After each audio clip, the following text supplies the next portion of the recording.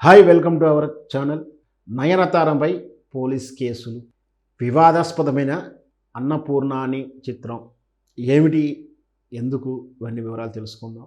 భావస్వేచ్ఛ పేరు మీద తమకిష్టం వచ్చినట్లు మాట్లాడడం, తమకు స్వేచ్ఛ ఉందని చెప్పేసి తమ భావాలని, తమ ఆలోచనలని వ్యక్తీకరించే ప్రయత్నంలో ఇతర వర్గాలను, ఇతర కులాలను, ఇతర మతస్థులను, ఇతరుల అభిప్రాయాన్ని అవమానించేలా, వాళ్ళ మనోభావాలు దెబ్బతినేలా మాట్లాడడము, ఆ తరహా కథలు రాయడము, ఆ తరహా కథనాలు రాయడము, ఆ తరహా కవితలు రాయడము, ఆ తరహా చిత్రాలు తీయడము ఈ మధ్యకాలంలో చాలా ఎక్కువైంది.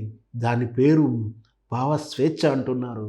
కానీ ఏ భావస్వేచ్ఛ మీద అయితే తమకు ఇష్టం వచ్చినట్టు మాట్లాడగలుగుతున్నారో, ఏ సెక్షన్ ప్రకారం అయితే ఆ విధంగా భావస్వేచ్ఛను అడుగుతున్నారో, వాళ్ళు గుర్తుపెట్టుకోవాల్సింది ఏంటంటే, ఆ స్వేచ్ఛ ఇతరుల మనోభావాలు దెబ్బతినకుండా ఉండాలి. కానీ ఇతరుల మనోభావాలు దెబ్బతిన్నప్పుడు ఖచ్చితంగా చట్ట ప్రకారం చర్యలు ఉంటాయి, నేరం అవుతుంది, శిక్షార్హులవుతారు.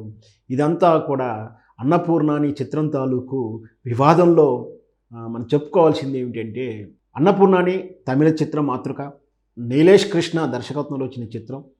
వాస్తవానికి డిసెంబర్ 1వ తారీఖు రిలీజ్ అయినప్పటికీ ఆ చిత్రం అంతగా ఆడలేదు. కానీ ప్రముఖ ఓటీటీ ప్లాట్ఫామ్లో ఈ సినిమా స్ట్రీమింగ్లో పెట్టిన కాడి నుంచి సామాన్యుడు కూడా ఇంట్లో ఉండి చూసే అవకాశాలు వచ్చాయి. చూసిన తర్వాత అందరూ నోరెళ్ళు పెట్టారు. ఇంత ఇంత మనోభావాలను దెబ్బతీస్తూ, హిందువుల మనోభావాలు దెబ్బతీస్తూ ఈ విధంగా కథను తయారు చేస్తారా అంటూ విమర్శించారు. ఇక్కడ ఈ చిత్రంలో ప్రధాన విమర్శ ఏమిటంటే, నయనతార సినిమాలో క్యారెక్టర్ పరంగా ఒక డైలాగ్ చెప్తుంది, అది అబ్జెక్టబుల్గా ఉంది. మరియు ఆ కథా ప్లాట్ఫామ్లో ఆమె ఒక సనాతన ధర్మాన్ని పాటించే బ్రాహ్మణ కుటుంబానికి చెందిన ఆమె తాను ఒక నాన్ వెజిటేరియన్ చెఫ్ కావాలని కలలుగంటూ దాన్ని ఏ విధంగా రీచ్ అవ్వడాన్ని సినిమా కథాంశంగా తీసుకున్నారు. దేవాలయాల్లో కానీ, ముఖ్యంగా మన తిరుమల దేవస్థానంలో స్వామివారి కైంకర్యాలకు నైవేద్యం చేసే వంటలు, మనకు ప్రసాదంగా ఇచ్చే లడ్డు, ఇవన్నీ కూడా తయారు చేసేటువంటి సాంప్రదాయాన్ని పోటు సాంప్రదాయం అంటారు.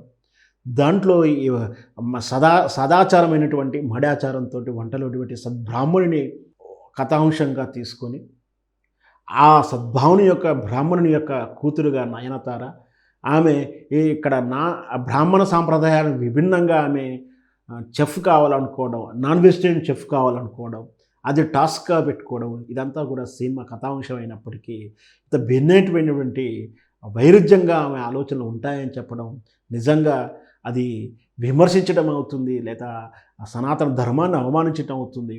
ఇంకొకటి, ఇక్కడ బ్రాహ్మణుడు అయినటువంటి ఈమె ఒక ముస్లిం అబ్బాయిని ప్రేమించి పెళ్లి చేసుకోవడం, రాముడు కూడా నాన్ వెజిటేరియన్ అంటూ ఆ చిత్రంలో డైలాగ్ చెప్పడం, ఇదంతా కూడా వివాదాస్పదంతో మనోభావాలు దెబ్బతిన్నటువంటి భక్తులు ఉత్తరప్రదేశ్లోనూ, మహారాష్ట్రలోనూ పోలీస్ కేసు పెట్టడం జరిగింది.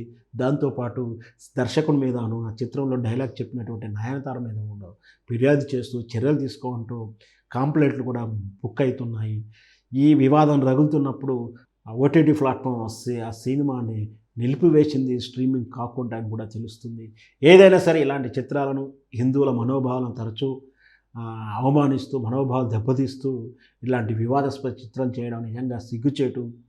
భావస్వేచ్ఛ మీద ఇతరుల మనోభావాలను దెబ్బతీయకూడదనేది కనీస అవగాహన లేకుండా ఈ విధంగా చేసే వాళ్ళని ఖచ్చితంగా చట్టపరంగా శిక్షించాల్సి ఉంటుంది.